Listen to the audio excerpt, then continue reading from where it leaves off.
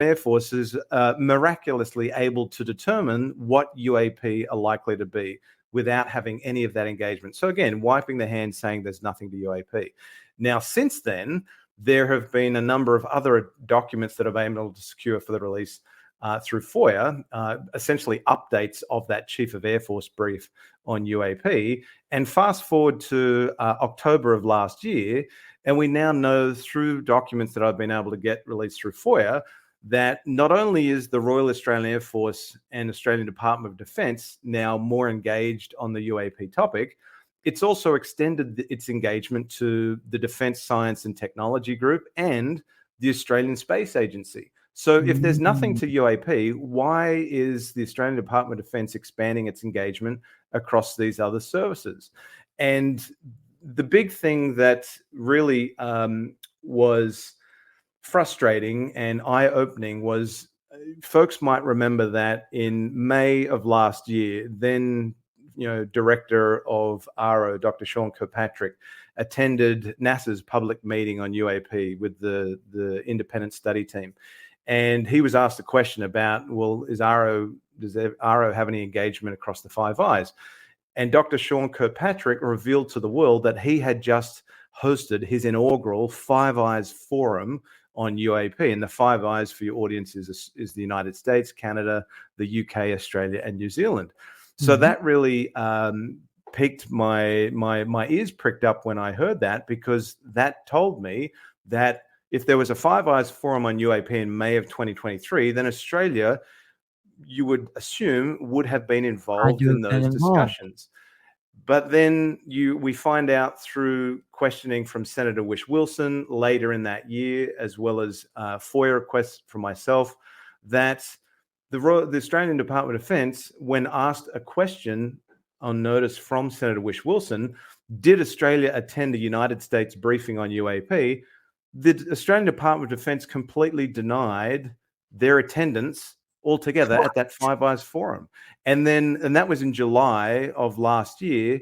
And then Senator Wish Wilson continued to press because he wasn't satisfied with that answer. And a lot of the questions that Senator Wish Wilson has asked of the Royal Australian Air Force and Australian Department of Defence, I've actually drafted and submitted to him for consideration, because I've developed a relationship with the senator and haven't had ongoing engagement with him. So to wrap the story up, July of last year, the Australian Department of Defence is saying, no, we didn't attend the Five Eyes Forum on UAP. But then fast forward to December of last year, when they're getting continually pressed on, well, why didn't Australia attend? Did Australia even receive an invite to attend the Five Eyes Forum? If it did, why didn't it accept it? So at that point in time, in answering that question, the Australian Department of Defence has done a complete 180 backflip and admitted that it did attend the Five Eyes Forum on UAP. So it said it hadn't in July, and then in December it's saying, oh yes, a defence representative based in the Australian Embassy in Washington, DC, attended. So why the complete lack of transparency back in July? Why the deception potentially? Why is this the ghosting on the UAP topic from Australia's side? And it's just left more questions in my mind as to why Australia has been so reluctant to enter the conversation on the UAP topic, when it's formally been welcomed with open arms by the US Department of Defense by way of Five Eyes Forum on UAP last year, and now ongoing engagement with RO going forward. So the Australian Department of Defence is playing a very strange game on its interest and engagement on the topic, and that sadly continues. That's wild, though. That they would, because that's so clear. It's like a spit in the face, right? When you find something out like that, because either there's only a couple different things that could be happening there. It's either straight up deception or it's incompetence, right? I totally agree with you, and I think it could be a combination of both. Yeah, both very dangerous, and both need to be addressed. So regardless, right? Regardless of anything, they should be being it blows my mind. And is it going to take, is it going to take how much more pressure, from the public, is it going to take in your country for them to start taking this seriously? And that doesn't just go for Australia. I'm not picking on Australia. This goes for a lot of places. Totally, 100%. Well, and an interesting thing. So this happened only a week ago that historic discussions on UAP took place in European Parliament. There's a gentleman who chaired the hearing, Francisco Gugliero, I think his name is. I can't pronounce his surname, but so he had discussions on UAP in European Parliament, and there was a representative from the SCU there asking questions. Ryan Graves tuned in remotely to weigh in and answer questions that the committee had. You had Peter Skafish of the Soul Foundation there as well. And I found it interesting. I've been following the Soul Foundation quite closely because a part of their mission is to provide policy guidance and policy recommendations to other nations' governments, and not just the United States, but other nations around the world, to assist them with policy implementation, governments to take the topic of UAP seriously. And the question that Peter Skafish asked of the chair, Francisco, was, what can the Soul Foundation do to assist with policy guidance, recommendations, implementation, and basically, what will it take for the EU to start taking the topic seriously? And the response that Francisco gave was political will. At the moment, there's a lack of political will, and that is very true of Australia. There is a complete lack of political will and motivation to advance or elevate the conversation on this topic. There's only one senator still in Australia, Senator Whish-Wilson, who's taking this topic seriously. So unfortunately, we don't have this point of critical mass in Australia that there is in the United States at the moment, where you've got the likes of Burchett, Anna Paulina Luna, you've got Jared Moscovich, you've got Burleson, you've got Andy Ogles, all of these guys that are pushing hard for greater transparency on UAP. We're not there yet in Australia, and the EU is not there either. But if the EU starts taking this topic seriously and starts to implement some policies around recording and reporting for pilots, then I think you're going to find that the likes of the UK, Australia, and New Zealand are eventually going to fall into line, and it'll reach a point of critical mass where they have to enter into the conversation and be more engaged on it. We had a talk yesterday, not yesterday, a couple of days ago, live, and we were talking about Israel and these 3 red heifers, right? Mm-hmm. And so they're getting ready to build the 3rd temple in Jerusalem, which a lot of Catholics and Jewish people of Jewish faith think that will usher in, it's a precursor to the return of the Messiah. Mm-hmm. I know I'm gonna really hit you deep right now, but do you think that when I talk about the return of a Messiah, right? Could that, I'm thinking about it looking through a lens of today's, a lens of today, right?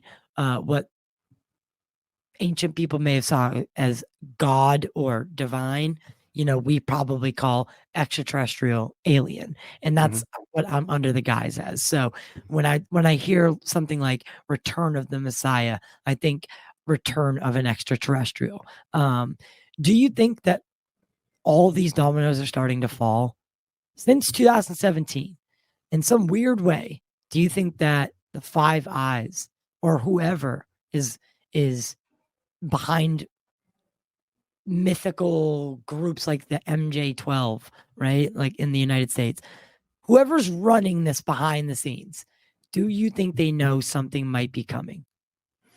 Oh man, that's a big question. That's a loaded one. Well, look, I'm an atheist, but I'm very agnostic on the UAP topic. I think there is certainly a there.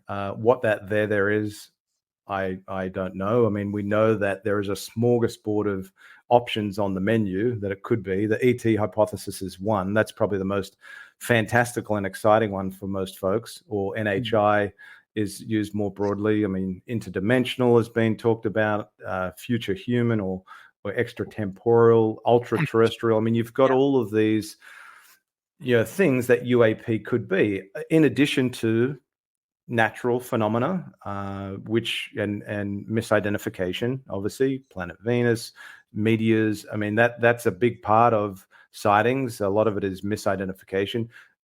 A lot of it is probably top secret technology that is in the holdings of the US government as well, and I'm sure has been in the holdings of other governments around the world too. So misidentification is, and as well as folks that choose to take advantage of gullible minds and those that are susceptible to suspending their disbelief and hoaxing sightings, and those, I think those unfortunately will always be part of this conversation and other conversations. But misidentification and hoaxes will always play a big part, but that's not what we're interested in. We're interested in the 1 to 3% of cases that are truly anomalous that RO has not yet gotten to the bottom of, and the 3% of cases that the Royal Australian Air Force said it could not offer a ready explanation for before it washed its hands of the topic and said, we're not doing any more investigative work on this topic because we can't identify any other compelling or scientific reason to continue to devote resources. But my pushback to the Royal Australian Air Force is, well, if you can't fully identify all of the cases, if there's 3% that are unresolved, and some will be due to a lack of data and so on, but isn't that enough of a compelling reason to get to the bottom of those 3%? I mean, look how many cases there were in Project Blue Book that went unresolved. It was about 750 something cases that were unresolved. Because at the end of the day, it only takes one to be something that is completely exotic, non-prosaic, if UAP are one of those things that I mentioned before. So as to what UAP are, again, it's anyone's guess. I certainly think it could be one or a number of those things. Certainly that's what we're hearing from folks, the likes of David Grush and others, Carl Nell. David Grush, said he undertook interviews with 40 primary witnesses over 4 years as part of in his official capacity. When are we going to hear from other first-hand witnesses or whistleblowers that can support the claims that David Grush has made before Congress under oath? And I think that, we've heard rumors of there being other witnesses, first-hand witnesses and whistleblowers that may be coming forward, but we're not there yet. So I think time will hopefully tell that we have more cooperative information or even evidence that will back up the claims of David Grush and hopefully support what he has said thus far. But to go back to your question, are we being prepped for something? Oh, that's a tough one. I mean, you've heard from folks like former CIA guy John Ramirez. You've heard from UK intelligence, former UK intelligence Frank Milburn. Ross Coulthard has mentioned it once or twice as well, that there's, I think Anjali, who you've had on your show recently, there was rumors of 2027 being a fairly significant. Elizondo alluded to it as well. Yeah, significant year. So is there something that some folks know that is coming down the pike? Who knows? But that's certainly what people are saying. Right? Think about it. We have the Hubble, right? We have it up there, and no matter what, we were always going to put a better one up there. But the drastic capability change, and how drastic it was, I mean, they took so many risks getting that telescope up there. So many things could have went wrong, where billions of dollars would have just been blown away and up in space. You don't do that for no reason. And I know everyone's like, well, you do it because you want to find out about the universe. Yeah. We also do that through defense contracting, right? Because scientists aren't the only ones who are going to be using that telescope. And I